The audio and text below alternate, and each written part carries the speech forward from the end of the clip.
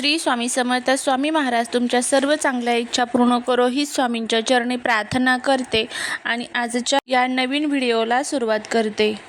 तुम्ही सुवर्ण खरेदी किंवा मोठ्या गुंतवणुकीची संधी शोधत आहात तर थांबा, कारण 2026 या वर्षातील पहिला आणि अत्यंत शुभ असा गुरुपुष्यामृत योग लवकरच येत आहे. असा योग जो तुमच्या आयुष्यात सुख समृद्धीची पहाट घेऊन येईल. 23 एप्रिल 2026 वार गुरुवार हा दिवस अत्यंत खास आहे.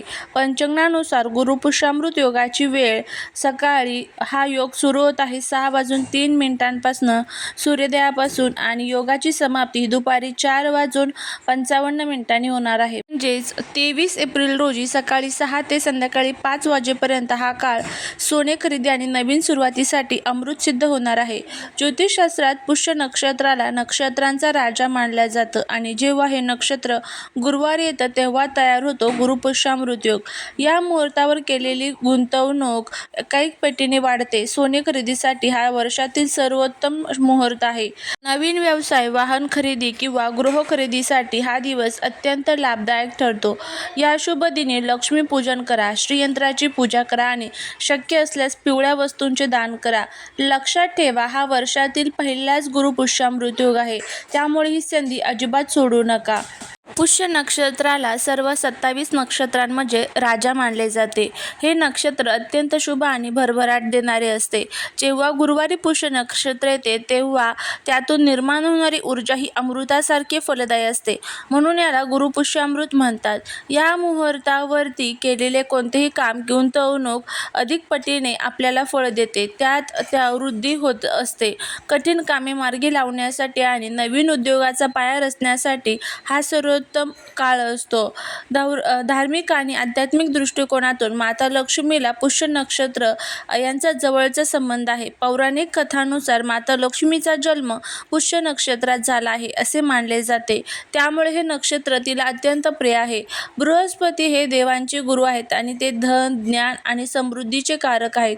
गुरु आणि लक्ष्मी यांचा हा मिलाप ऐश्वर्य खेचून आणणारा ठरतो. असे मानले जाते की गुरुपुष्यामृत योगावर लक्ष्मीची साधना केल्यास ती घरात स्थिर राहते, म्हणजेच विनाकारण खर्च होत नाही. या शुभ दिवशी तुमच्या घरातील सुख समृद्धी वाढवण्यासाठी काही उपाय करायचे असतात. या दिवशी कनकधारा स्तोत्रम किंवा श्रीसूक्तम पठण केल्याने आर्थिक अडचणी दूर होतात. सायंकाळी लक्ष्मी मातेसमोर गायीच्या तुपाचा दिवा लावा आणि तिला गुलाबाचे फूल किंवा खीर अर्पण करा. शक्य असल्यास थोडे तरी सोने आणि चांदी खरेदी करा. शक्य नसेल तर घरातील सोन्याच्या दागिन्याची हळदी कुंकू वाहून पूजा करा. घरात किंवा व्यवसायाच्या ठिकाणी नवीन श्रीयंत्र आणून त्याची स्थापना करण्यासाठी हा सर्वोत्तम दिवस आहे. गुरुची कृपा मिळवण्यासाठी कपाळावर केसर किंवा हळदीचा टिळा लावा. पिवळ्या वस्तू म्हणजेच चणा डाळ, केळी, पिवळे वस्त्र गरजूंना दान करा. पुष्य नक्षत्राचे आराध्य वृक्ष पिंपळ आहे. या दिवशी पिंपळाच्या झाडाला जल अर्पण करून प्रदक्षिणा घातल्यात पितृदोष, इतर बाधा दूर होतात. अशा पद्धतीने आपण पुष्य नक्षत्राची म्हणजेच गुरुपुष्यामृत योगाची सर्व माहिती बघितलेली आहे. या दिवशी काय करावे, काय टाळावे. आता त्याचबरोबर या दिवशी काही प्रभावी असे उपाय देखील केले जातात. त्यातलाच हा एक अतिशय प्रभावी असा उपाय जो आहे तर तो आपल्याला या दिवशी करायचा आहे. हा उपाय जर आपण केला तर शत्रू तुमच्यासमोर लोटांगण घालेल, घराची, पतीची, मुलांची प्रगती होईल, घरातील दुःख दारिद्र्य संपेल, अखंड लक्ष्मी नांदेल. असा हा प्रभावी उपाय आपल्याला करायचा आहे. आता हा उपाय कधी करायचा, कोणत्या वेळेत करायचा याबद्दलची संपूर्ण माहिती आजच्या व्हिडिओमध्ये मी तुमच्यासोबत शेअर करणार आहे, त्यामुळे व्हिडिओ हा स्किप न करता शेवटपर्यंत पहा.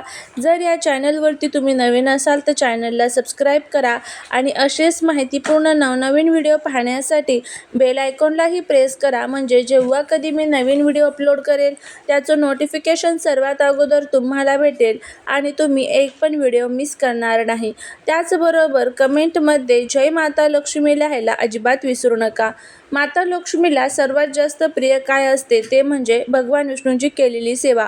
या दिवशी गुरुवार आहे, या दिवशी माता लक्ष्मी सोबतच भगवान विष्णूंची देखील आपल्याला सेवा करायची आहे. विष्णू सहस्रनाम, व्यंकटेश स्तोत्रम, विष्णू गायत्री मंत्र या सर्व स्तोत्रांचा आणि मंत्रांचं आवर्जून पठण करा. त्याचबरोबर भगवान विष्णूंची विष्णू सहस्रनामावलीचं सुद्धा तुम्हाला या दिवशी पठण आवर्जून करायचं आहे. या छोट्या छोट्या सेवा ज्या असतात, ज्या आपल्या घरामध्ये वाईट शक्ती शक्ती असतात तर त्या नष्ट करण्यासाठी मदत करत असतात. तर या सेवा आवर्जून करण्याचा प्रयत्न करा. आता जर तुम्हाला ह्या सर्व सेवा ऐकणं जर शक्य असेल, ऐकलं तरी चालेल. जर तुम्हाला पठण करणं शक्य असेल तर तुम्ही पठण जरी केलं तरीही सुद्धा चालू शकतं. आता आपल्याला हा जो उपाय आहे तर तो कशा पद्धतीने करायचा आहे त्याबद्दलची आपण माहिती घेऊया. हा वर्षातील पहिलाच हा योग आहे. आजच्या व्हिडिओमध्ये मी तुम्हाला अशा एका झाडाच्या मुळाबद्दल सांगणार आहे जे केवळ घरात आणल्याने तुमचे शत्रू तुमच्यासमोर लोटांगण घालतील, पण तुमच्या पतीची, मुलांची प्रगती वेगाने होईल. हा तोडगा पिढ्यानपिढ्या चालत आलेला अत्यंत प्रभावी उपाय आहे. हा मुहूर्त चुकू नका, त्यामुळे व्हिडिओ हा शेवटपर्यंत नक्की बघा.